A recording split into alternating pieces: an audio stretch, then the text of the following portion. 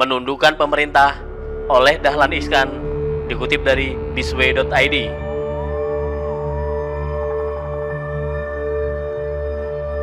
Saya kagum pada semangatnya pemerintah dan DPR. Dari segi politik, inilah pemerintahan paling kuat selama 22 tahun terakhir. Pemerintah sekarang lebih kuat dari zaman Presiden Gus Dur, Megawati, SBY, apalagi B.J. Habibie. Memang B.J. Habibie bisa menguatkan rupiah dari 17.000 per dolar menjadi 8.000 rupiah hanya dalam waktu kurang dari 2 tahun. Tapi pemerintahannya hanya seumur jagung. Secara kapasitas begitu kuat Habibie, tapi secara politik begitu rapuh. Gus Dur dan Megawati begitu kuat dari segi basis pendukung. Megawati begitu kuat bersandar pada proklamator legendaris yang juga ayah biologis ideologis, tapi kalah di Pilpres. Gus Dur begitu kuat basis kulturalnya, tapi juga hanya berkuasa setengah periode. SBY agak beda. Meski melewati krisis tsunami dan krisis keuangan 2008, tapi kekuatan dukungan kapasitasnya membuat SBY bisa menjadi presiden 2 periode. Kalau saja tidak ada pembatasan masa jabatan, ia akan bisa 3 periode. Tapi dukungan politik di DPR tidak sekuat pemerintah sekarang. Waktu itu PDI Perjuangan oposisi frontal, PKS main petak umpet, tapi SBY pandai bermain di antara arus-arus politik itu. Sekarang hanya PKS yang oposisi frontal, tapi kekuatan kursinya kecil sekali.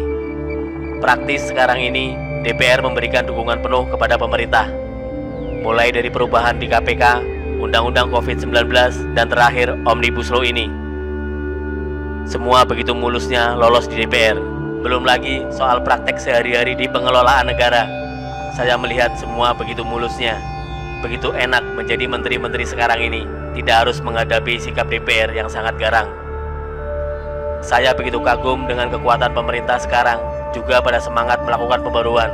Inikah revolusi mental yang dimaksud dulu? Saya membayangkan betapa lelah dan rumitnya menyiapkan RUU Cipta Kerja atau Omnibus Law itu. Terutama bagaimana 79 undang-undang harus ditinjau untuk dirangkum hanya dalam satu undang-undang Cipta Kerja yang terdiri dari 11 klaster dan 1244 pasal. Secara teori, undang-undang Cipta Kerja ini akan menyelesaikan saling tabrakannya begitu banyak undang-undang. Berakhirlah era hukum tidak sinkron di bidang ini. Sudah lama begitu banyak yang ngomel, kok undang-undang isinya saling bertabrakan.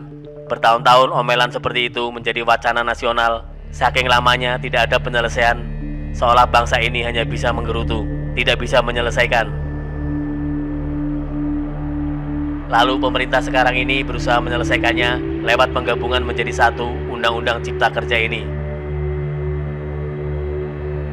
Tempulu DPR-nya tidak rewel. Tempulu DPR lagi baik-baik pada pemerintah. Tapi tenaga kerja pasti akan berontak dengan lahirnya Undang-Undang Cipta Kerja ini. Sejak awal pun pasti sudah diketahui, tenaga kerjalah yang akan terkena langsung.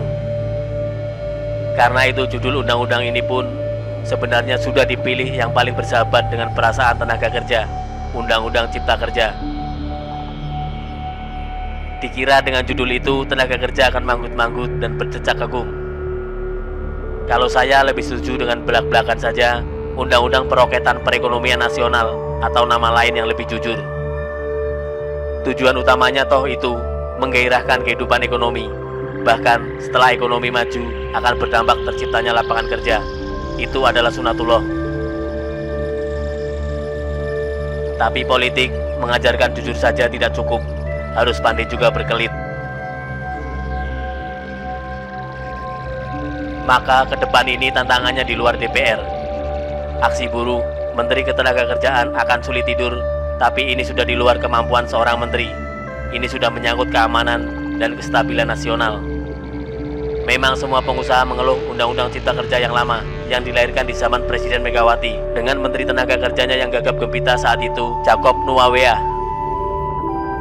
Misalnya, bagaimana bisa ada pasal seorang karyawan yang dipecat karena mencuri juga harus mendapat pesangon. Tapi di Undang-Undang Cipta Kerja yang baru ini, bukan hanya pasal itu yang dihapus, tapi juga upah minimum, cuti pribadi, karyawan kontrak, outsourcing, dan beberapa lagi. Dasar pemikirannya, semua ketentuan lama itu tidak membuat buruh kita punya daya saing kalah produktif. Produktivitas satu buruh di Tiongkok disamakan dengan 4 atau 8 buruh di sini. Di sini pemerintah dituntut untuk mampu meyakinkan buruh. Pemerintah sudah mampu menundukkan DPR. Kita tidak perlu tahu kiat apa yang dipakai untuk menundukkan para politikus itu. Kini kita menunggu bagaimana kiat pemerintah untuk mengendalikan pergolakan buruh. Mungkin pemerintah sudah punya cadangan kiat untuk itu. Sehingga perhatian saya justru pada persoalan berikutnya, bagaimana pemerintah bisa sukses menundukkan dirinya sendiri.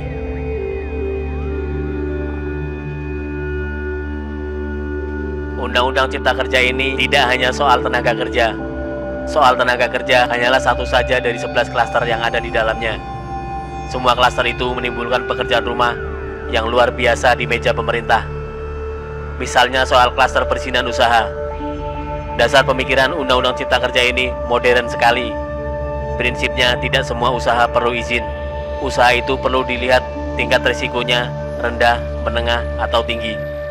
Usaha yang risikonya rendah, untuk apa perlu izin? Ini pemikiran yang radikal ekstrim. Saya suka sekali dengan pemikiran seperti ini. Sekarang, yang seperti itu sudah bukan lagi pemikiran, tapi sudah menjadi undang-undang. Menurut undang-undang baru ini, usaha yang risikonya rendah tidak perlu izin, cukup melakukan pendaftaran. Ini hebat sekali. Usaha yang risikonya rendah ini juga tidak perlu diawasi. Hanya usaha yang risikonya tinggi, risiko kecelakaan, lingkungan, dan sejenisnya yang perlu izin. Masih banyak yang modern-modern seperti itu di Undang-Undang Cipta Kerja yang secara bertahap saya ingin mengintisarkannya di harian this way. Maka yang sangat saya khawatirkan adalah pelaksanaannya nanti.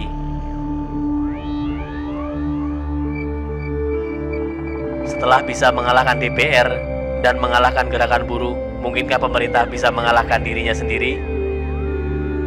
Bukankah semangat aparat untuk mencari uang dan objekan dari perizinan selama ini melebihi bahaya laten komunis?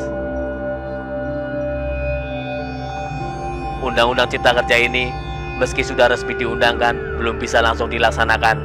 Masih begitu banyak peraturan pemerintah yang harus dibuat, banyak sekali.